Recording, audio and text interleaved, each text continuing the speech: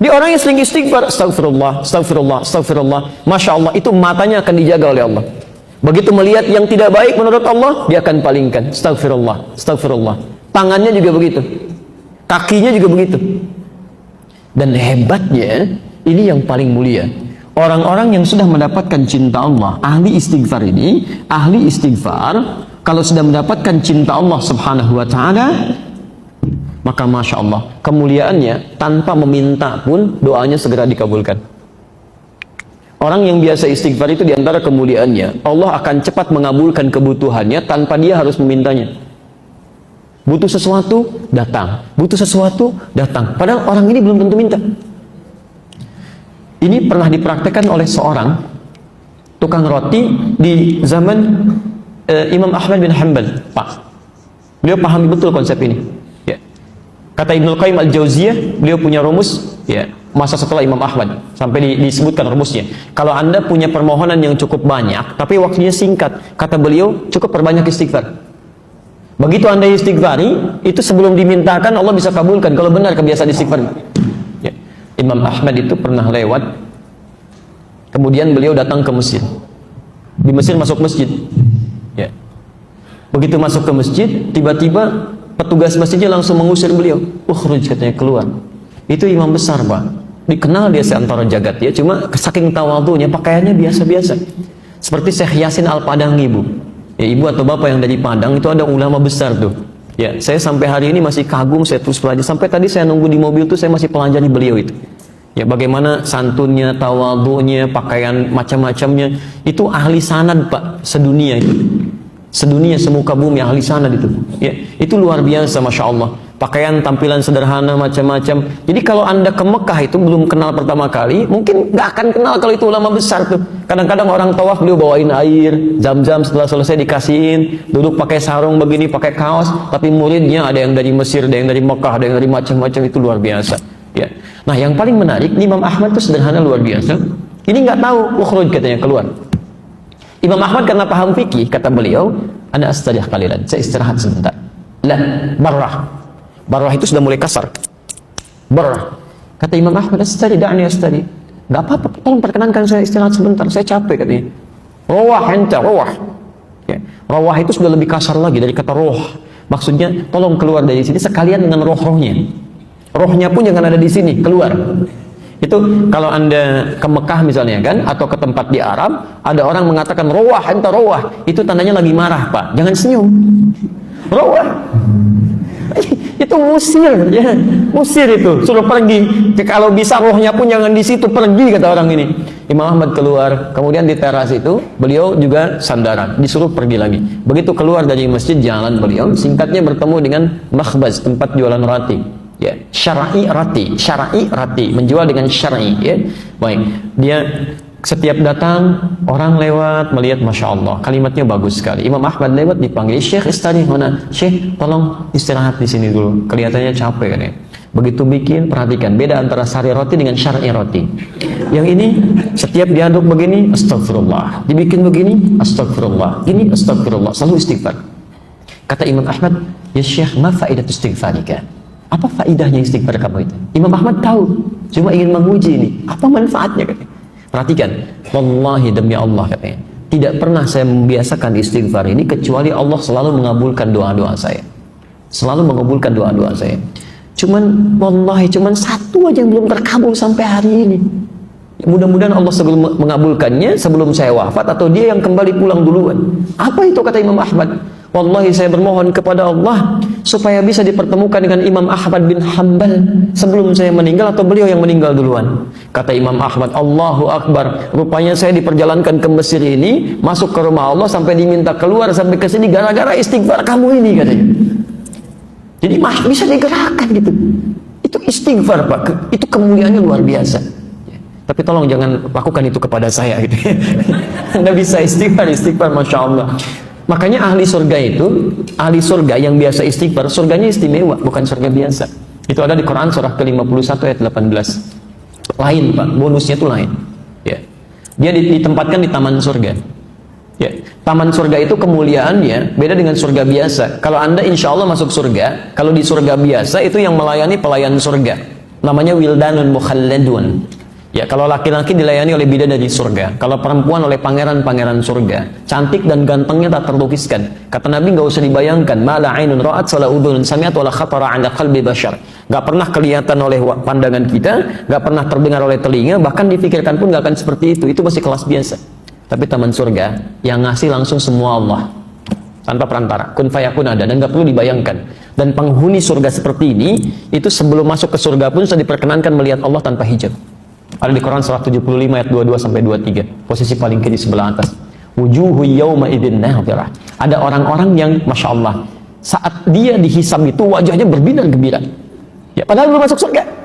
Ya, ila rabbiha nadhirah, karena bisa melihat Allah tanpa hijab langsung seketika. Ya, nggak usah dibayangkan, nggak boleh. Tapi ada seketika. Masya Allah, apa yang terjadi? Quran surah 51 dari ayat 15-nya. Nanti ketemu di ayat 18. Innal muttaqina fi jannatin wa 'uyun. Sungguh ada sementara orang-orang takwa itu tempat tinggalnya di taman surga. Taman surga, Masya Allah. Kalau di Firdaus ya taman surga Firdaus ya.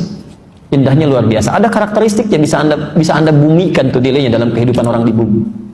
Akhidina ma atahum rabbuhum. Ini syahidnya. Orang-orang ini itu akan langsung mengambil apapun di nikmat surganya, diberikan langsung oleh Allah. Gak ada perantara. Akhidina ma atahum rabbuhum. Apa amalannya? Ini yang harus Anda turunkan ke muka bumi. Innahum kanu qabla dzalika muhsinin. Saat di muka bumi, saat di dunia, itu orang-orang ini muhsin, berbuat ihsan. Ya, kalau Anda ingin jadi penghuni di sini, turunkan karakteristiknya, kemudian tuangkan dalam kehidupan di bumi, Anda kerjakan itu.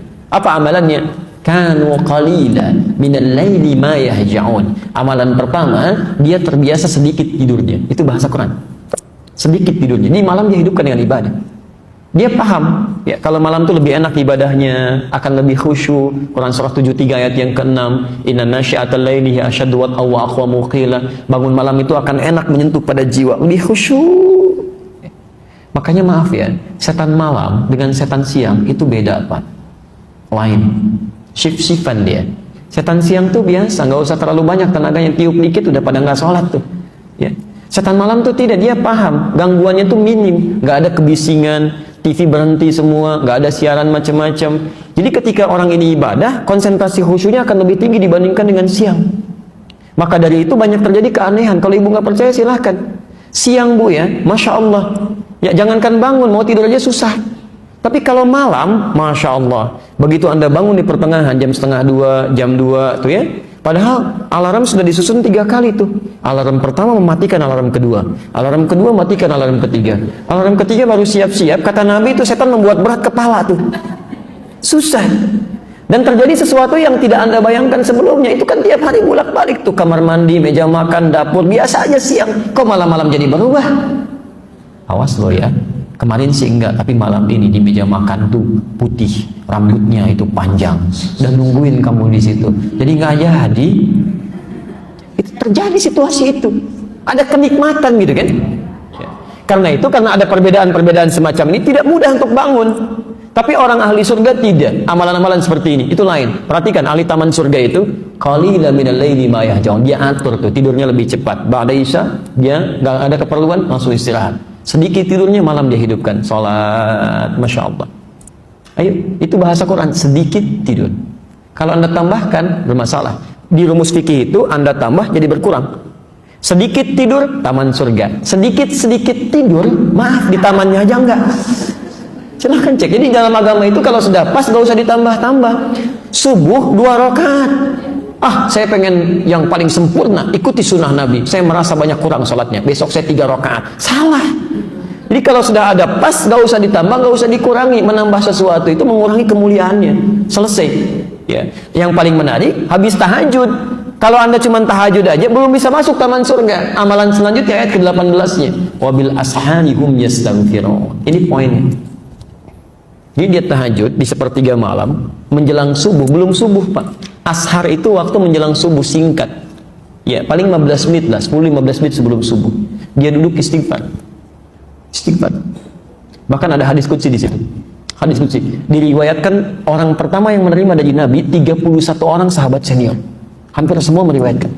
Ya, Abu Bakar As-Siddiq radhiyallahu taala anhu, Umar bin Khattab, Utsman bin Affan, Ali bin Abi Thalib, sampai Sayyidah Aisyah radhiyallahu taala anha. itu menerima semua dari Nabi. Yanzilu Rabbuna tabaraka wa ta'ala, Allah subhanahu wa ta'ala akan membentangkan rahmatnya, ya, fi thuluthil akhir minal lail, di setiap sepertiga malam yang terakhir. Kemudian menyampaikan, faqala, Allah menyampaikan pada hambanya, ya ibadi, hai hambaku, siapa yang meminta kepadaku akan aku kabulkan, siapa yang memohon aku akan berikan, dan man istaghfara li ghafartu lahu, siapa yang istighfar aku akan ampuni dosanya. Rumus cepatnya, alhamdulillah, ketika Anda banyak istighfar, itu yang dua pertama akan diberikan tanpa Anda minta, seketika diberikan. Makanya ahli taman surga itu, Masya Allah, begitu selesai tahajud, dia nunggu fajar, astagfirullah, astagfirullah, astagfirullah, ingat-ingat dosanya itu. Kalau nggak percaya silahkan Pak ya, nanti malam Anda tahajud, setelah itu menjelang subuh misalnya, Anda biasakan istighfar, terus dengan hati yang bersih, yang enak, itu selain dosa keluar, itu tidak menutup kemungkinan air mata bisa ngalir. Tapi sambil diingat, apa dosa-dosa yang Anda lakukan? Mungkin pernah berkata kasar pada orang tua, pernah membuat pasangan hidup kecewa, sombong terhadap orang-orang sekitaran, ingat-ingat itu. Itu demi Allah saya katakan, nikmatnya luar biasa. Ini. Dan dosa gugur. Dosa gugur. Jelas di sini? Baik, saya sebentar saya cukupkan dulu sampai sini. Untuk bagian pertama itu masih yang ringan-ringan. Kalau dosisnya, maaf, atau kadar penyakitnya masih kecil-kecil, masih suka pada nikmat orang lain, kan? Masih belum qanaah dengan nikmat sendiri, ya, masih belum puas dengan nikmat sendiri, masih mengharap punya orang, walaupun belum mencela, itu yang kecil-kecil gugur dengan istighfar. Tapi kalau sudah membuat yang jelek-jelek, itu nggak akan hilang dengan istighfar. Pasti ada tahap kedua. Ya. Saya mau ngecek sebentar nih, ya, untuk memastikan kita benar atau tidak. Apa lawan dari hidup? Mati. Baik. Kalau tertawa? Nangis. Kalau siang? Malam. Kaya? Miskin. Baik ya. Sekarang kita cek ya. Quran surah 53 Najm ayat 43, ayat 44 dan 48. Ayat 43, 44, 48.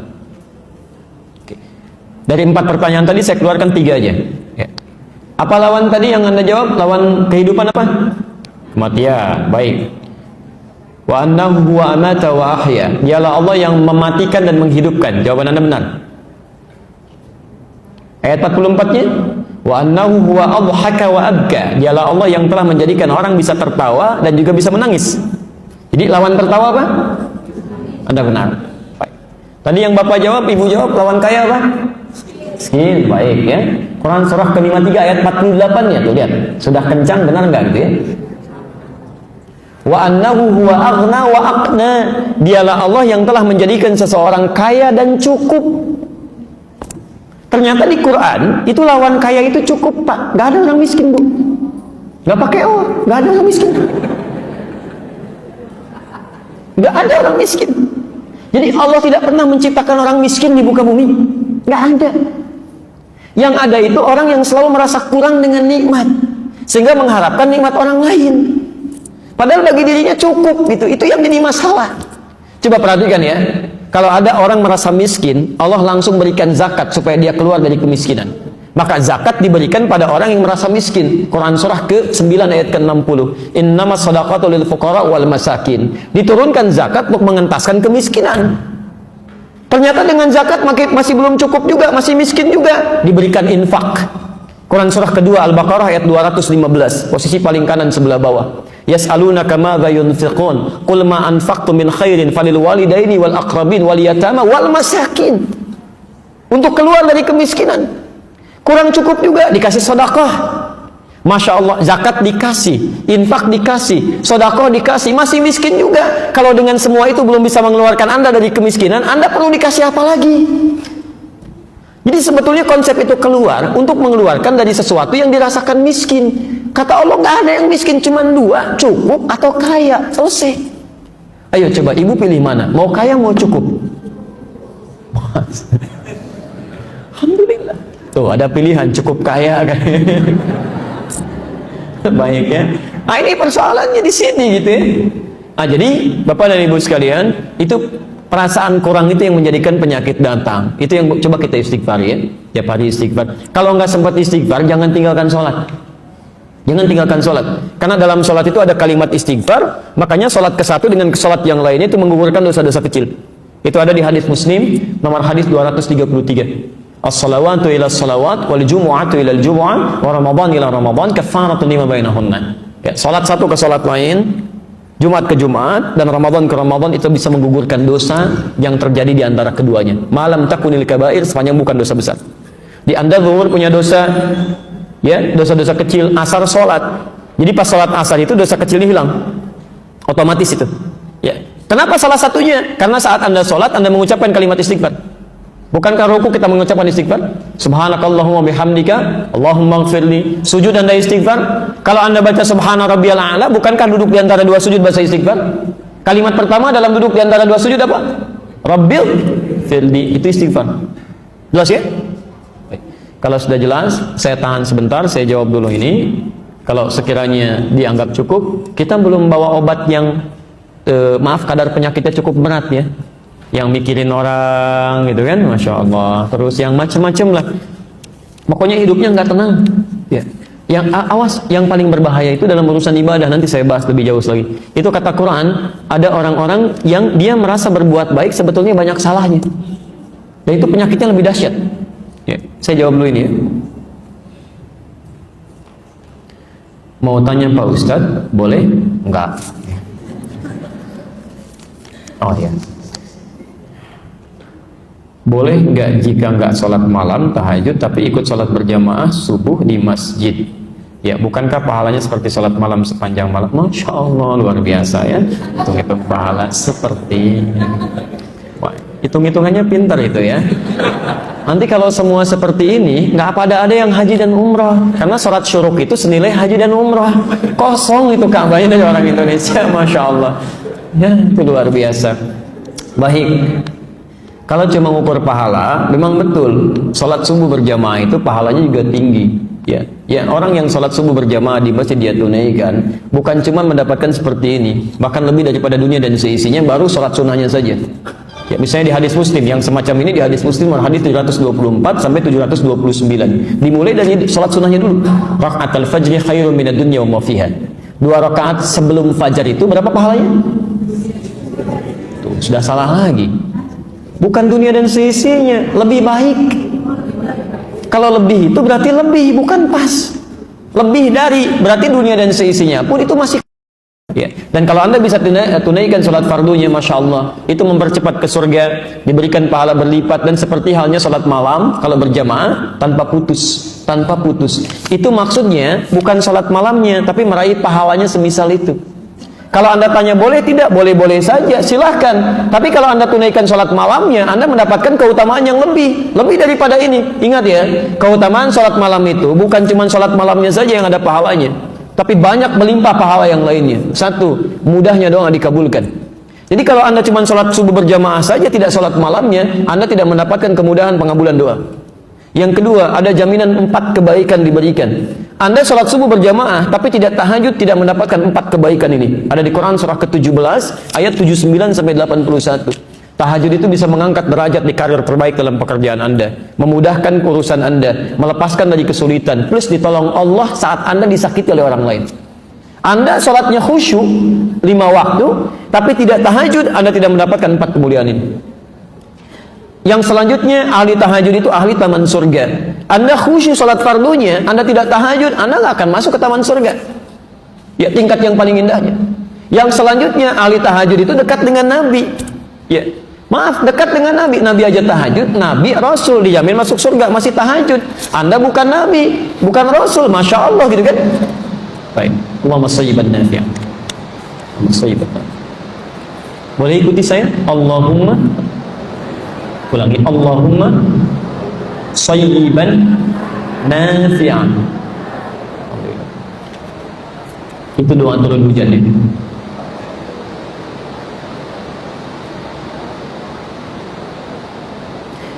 Saya pernah baca di Bulughul Maram bahwa sholat dapat dijamak bila sudah 3,5, bukan fasa tapi farsakh. Farsakh itu hitungan jarak ya, hitungan jarak dalam bahasa Arab. Bukan 6 kilo, dari mana dapatnya 6 kilo ini? 3 farsakh itu bukan 6 kilo, 80 kilometer. Ya, 80 kilometer. Ya, karena satu farsakhnya saja itu kisaran 27,5 kilo satu farsakh. Tapi kalau 3 farsah berapa? Ya itu kisaran 80 kilo, 80 sampai 82 kilometer ya. Apakah bisa dilakukan? Betul, tapi hati-hati. Cara membaca hadis itu bukan seperti membaca terjemahan begitu, maknanya begitu, tidak. Ada maknanya. Ya. Dalam ilmu fikih itu begini, kalau ada kalimat hadis mengandung makna hukum, maka dibacanya harus baca teori hukum. Harus menggunakan teori hukum. Ya. Dalam bahasa Indonesia saja kalimat hukum beda dengan kalimat biasa. Lain. Apalagi dalam hadis. Nah, kalimat hukum ini mengandung ilat. Ilat itu sebab hukumnya. Ya, sekarang begini. Kalau Anda baca misalnya kalimat standarnya, perjalanan 3 farsah sekitar 80 km misalnya, itu membolehkan sholat di jamaah. Tapi dalam ilat, sebab hukum dalam fikih, Anda mesti lihat yang ditempuh oleh Nabi dalam jarak 80 km per jam itu perjalanan seperti apa? Apa persamaannya? Pakai kemudian hukum kias, dianalogikan dengan kita sekarang. Kita coba persepsikan dengan keadaan yang sama. Maaf, kalau zaman Nabi ada kendaraannya apa? Unta. Baik. Pernah naik unta, Pak? Belum. Baik. Unta itu berapa sih kecepatannya? Baik, 30 km per jam. 60 paling cepat kilometer per jam. Itu kalau lagi senang. Unta tuh. Tapi unta itu hewan yang unik, Bu. Gimana moodnya aja tuh. Itu gimana moodnya itu. Makanya disebutkan di Quran punya keistimewaan khusus. Itu saya saat mengajar di Tripoli, ngajar tafsir, itu saya bawa anak-anak kita itu belajar langsung ke kebun binatang, Pak. Kita belajar praktikal. Jadi keluarkan, dibagi kelompok, membagi hewan-hewan yang ada di Quran. Itu unik. Saya pernah praktekkan di Indonesia. Kita ajak ke kebun binatang. Ya ada yang ikut juga seperti bapak, ibu, anak-anaknya. Kita kasih kelompok. Satu kelompok unta. Kedua ada kelompok kera. Ada semua hewan yang ada di Quran. Misal kenapa orang Yahudi dikutuk menjadi kera. Jadi diberi tugas tuh. Kenapa unta disebutkan afala yang turuna ilal ibili kaifa khuliqat? Ya. Apakah mereka tidak memperhatikan bagaimana unta diciptakan? Begitu dianalisis luar biasa, Pak. Ya. Itu kelompok kera pernah menguji kera, lempar dengan makanan pisang, dia ambil dengan kanannya. Lempar dengan lagi, ambil dengan kirinya. Lempar lagi, ambil dengan kedua kakinya. Begitu yang lain datang, dia serang. Gak boleh ngambil yang punya dia. Tapi kalau dia sudah bosan, dia akan masuk ke daerah yang lainnya, dia acak-acak yang lainnya, dan dia keluarkan dari situ. Mirip-mirip seperti yang sekarang. Jadi dikutuk jadi kera itu memang kelakuannya begitu. Punya orang ambil, pengen mendominasi, yang lain gak boleh maju. Kalau usil sedikit, tembakin orang lain. Memang begitu kelakuannya. Makanya tidak dikutuk menjadi tikus. Gitu. Iya, selesai. Unta itu Masya Allah. Banyak sekali keutamaannya itu. Unta satu-satunya hewan yang punya selaput di matanya. Jadi begitu badai kencang, itu seketika bisa menutup tuh selaputnya. Dia jalan aja, santai aja jalan. Anda punya mobil Ferrari pun sehebat apapun, bawa tuh ke padang pasir, mogok juga. Unta mah jalan aja. Makanya disebut oleh orang Arab, Safinatus Sakhra, kendaraan terhebat di padang pasir. Unta, Pak. Cuman jangan salah, unta itu bagaimana moodnya. Kalau tuannya bagus, dia akan melayani dengan baik. Tapi kalau tuannya menjengkelkan, dia akan bersikap yang sama. Di Libya itu pernah kejadian, ada orang yang kasar terhadap unta, sering dipukulin, jarang dikasih makan. Itu dihafalin, Pak, dari mana dia datang, dilihat. Begitu malam dia keluar dari sarangnya, dari sangkarnya, dari tempat dia, kemudian dia buka, dia injak-injak sampai meninggal tuannya. Kejadian. Tapi kalau dalam urusan jalan, itu moodnya gimana dia aja. Begitu kencang, begitu santai, kadang tuannya dilihatin begini, jalan gitu ya. Berapa kilometer per jam? 10 kilometer, 20 kilometer per jam. Makanya orang Arab itu punya syair khusus, Pak. Ada 16 rumus di ilmu arud, disebut dengan bahar. Itu diantaranya bagaimana membuat unta bisa cepat jalan dan lambat jalan. Kalau mau lambat, nama rumusnya tawil namanya, bahar tawil. Ya. Kifa nabki min dzikr habibin wa manzili bi saqtil wa bainad dakhuli fahamali fa'ulun mafa'ilun fa'ulun mafa'ilu fa'ulun mafa'ilun fa'ulun mafa'ilu. Jalannya santai, lihat ke atas begini, jalan lagi. Tapi kalau pengen dia cepat pakai rajaz. Mustafilun, mustafilun, mustafilun, mustafilun, mustafilun, mustafilun. Sauti safiril bulbuli, hayyaja qalbi thamiri, al-ma'u wa zahru ma'a, ma zahri lahdul muqali, fa anta ya sayyidani wa sayyidi wa maulani, fakam tayammuni huzailun uqayqali, qataftuhu min wajhatin min fili hadha rajuli, faqala la la la la faqad ghada muharwili, wal walad wali wali wailali, faqultu la tuwalwili fa bainul luwali, qalat law hina kazain wa radidun muqali ka'atan ka kalani tatabuli. Kencang tuh dia. Cuman sekencang-kencangnya berapa kecepatannya? Yang kedua, medan kita dengan medan diharapkan beda. Nabi jalan pakai unta, yang dilewatin apa? Padang pasir. Pernah lewat padang pasir enggak? Apalagi kalau ada angin, ada badai macam-macam, ya, belum hewan-hewan di sekitarnya. Nah, ini yang disebut dengan illat. Illat ini bukan cuma masafah, bukan cuma jarak, tapi ada masyaqqah, kadar kesulitan di perjalanan. Di Arab itu kalau sudah 80 km per jam dulu, itu pasti sudah terasa berat di jalannya. Berat di jalan. Apalagi kalau nggak ada unta, berarti jalan kaki. Nah, ini yang diambil hukumnya ke kita sekarang. Kalau ada perjalanan 80 km, apakah mesti dijama? Belum tentu. Kalau perjalanannya ditempuh dengan keadaan nyaman, bahkan belum menghadirkan waktu sholat biasa. Ya, misal, mohon maaf, misal ya, Anda misalnya ingin kalau ke Lampung, ya, dari sini ke Lampung, bisa dari Jakarta ke Lampung, dengan dari Jakarta ke Bekasi, jauh mana? Ke Lampung. Tapi Anda ke Lampung pakai pesawat, ke Bekasi pakai beca. Ya, perbandingannya bagaimana? Ke Lampung mah cuma setengah jam. Flight pertama setengah satu tuh dari Cengkareng. Nyampe ke sana jam 1, asar aja belum muncul. Cuman sebentar. Masya Allah, di waktu yang sama silahkan kayu tuh beca dari Jakarta tuh, ya, ke Bekasi. Lewat sini, lewat situ, macam-macam. Belum kena macet segala rupa. Mungkin belum tentu nyampe maghrib ke Jakarta, ke Bekasi gitu ya. Nah, di dalam situasi itu nanti berlaku hukum. Jelas ya? Itu disebut dengan illat. Makanya ketika jama' dan qasar muncul, illatnya bukan cuma perjalanan, ada illat lain. Khauf, ada khawatir, ada masalah. Quran surah keempat ayat 101, posisi paling kiri sebelah bawah di pojok. Wa idza darabtum fil ardi, kalau Anda berperjalanan di muka bumi, falaisa 'alaikum junahun an taqsuru minas shalah. Enggak ada masalah kalau pengen mengqasar salat. Jangankan jama', qasar boleh. Cuman kapan itu dilakukan? In khiftum ayyaftinakumul ladzina kafaru. Jika khawatir ada gangguan di perjalanan seperti orang kafir mengganggu. Ya. Jadi illat hukumnya gangguan yang menghambat waktu sholat dilakukan dengan nyaman. Jadi maaf, tanpa perjalanan pun Bu ya, Ibu tidak melakukan perjalanan. Tapi misalnya Anda punya profesi yang menentukan maslahat bagi umat, yang kalaupun nggak di jalan itu akan berdampak pada maslahat. Ya, dokter ingin melakukan tindakan, dimulainya jam 1, diprediksi itu tindakan sampai maghrib Bu, Pak, sampai maghrib. Kan tidak mungkin kemudian ditinggalkan pasien kan? Begitu adzan asar muncul, diobservasi, dilihat siap semuanya, siap, ayo kita mulai lakukan pembedahan. Begitu dibuka tuh, dilihat jantungnya, jantung bagaimana posisinya, adzan asar muncul, Allahu Akbar, Allahu Akbar. Maaf Mas ya, saya mau sholat dulu, nanti saya balik lagi. Wah, bisa sekarat itu pasien. Jadi Anda boleh lakukan, silakan jama' di awal, kemudian setelah itu sampai maghrib, Anda bisa tunaikan maghribnya. Jelas di sini ya? Kecuali kalau perjalanan yang jaraknya merubah zona waktu. Walaupun perjalanan nyaman, tetap di situ memperbolehkan jama' dan qasar. Anda ke Amerika, perjalanan cukup jauh, baru berangkat sedikit sudah gelap, padahal berangkatnya pagi gitu kan. Yang seperti itu sudah merubah zona waktu, maka dalam keadaan demikian itu boleh menjama'. Walaupun di pesawat nyaman, tenang. Itu penting saya sampaikan.